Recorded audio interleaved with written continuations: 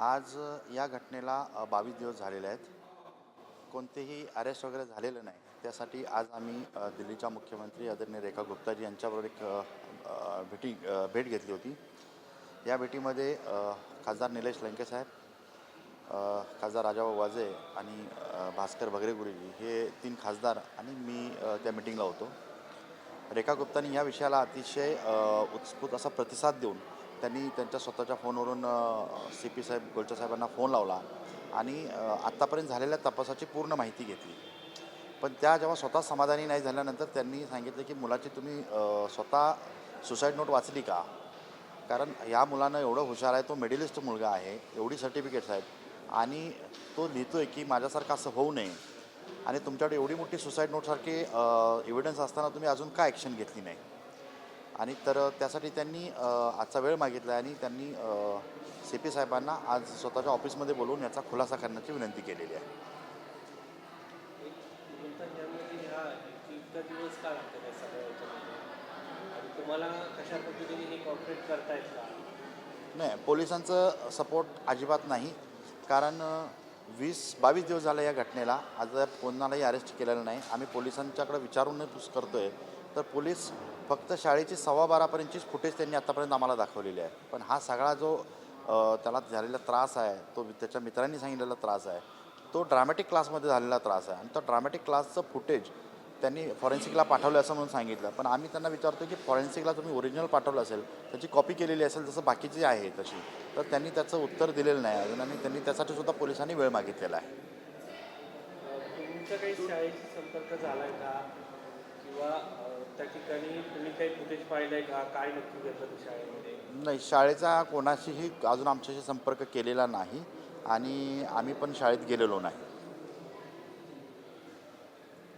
पण पण एज्युकेशनच्या संदर्भामध्ये एज्युकेशन डिपार्टमेंटला पण काही डायरेक्शन दिले आहेत का मुख्यमंत्र्यांनी?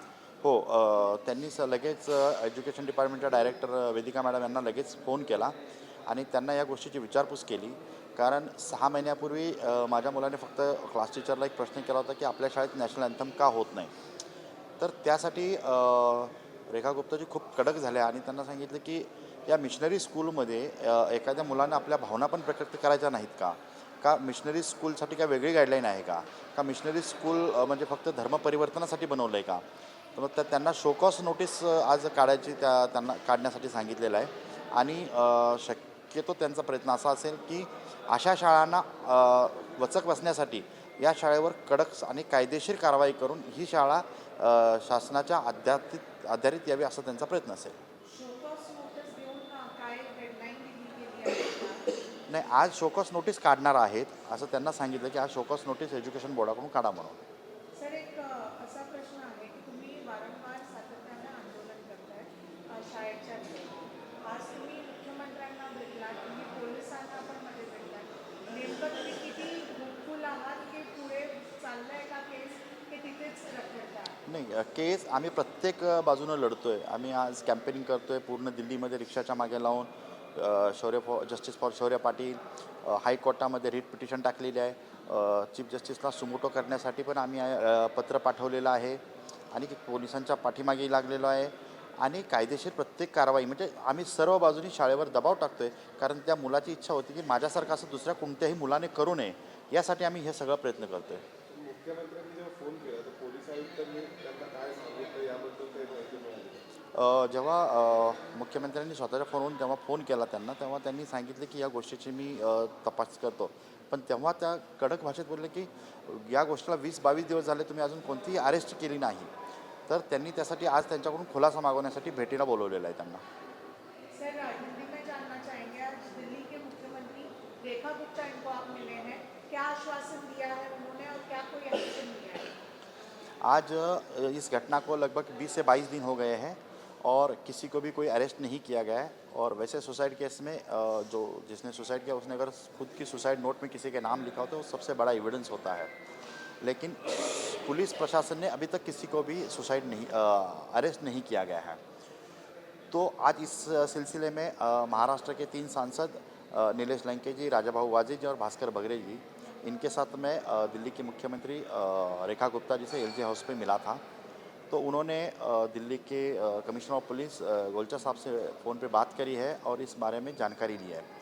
तो उन्होंने जब ये कहा कि मैं जानकारी लेके पता करके बताता हूँ, तो इन्होंने बोला था कि 20-22 दिन होने के बाद भी आप जानकारी ले रहे हो, इससे बड़ा आपको एविडेंस क्या चाहिए?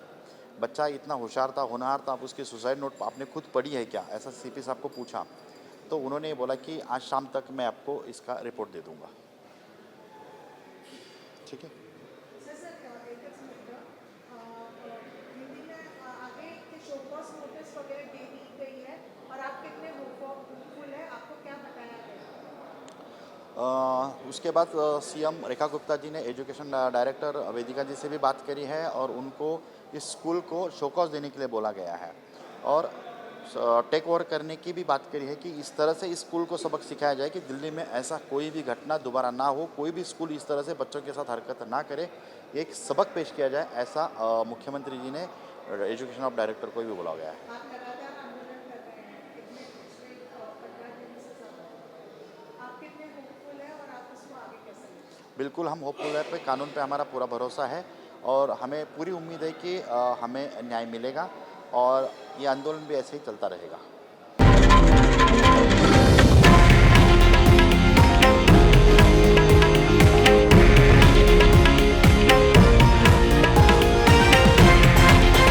हे आहे देशातील नंबर 1 न्यूज नेटवर्क आणि आपण पाहत आहात TV9 मराठी, एकमेव।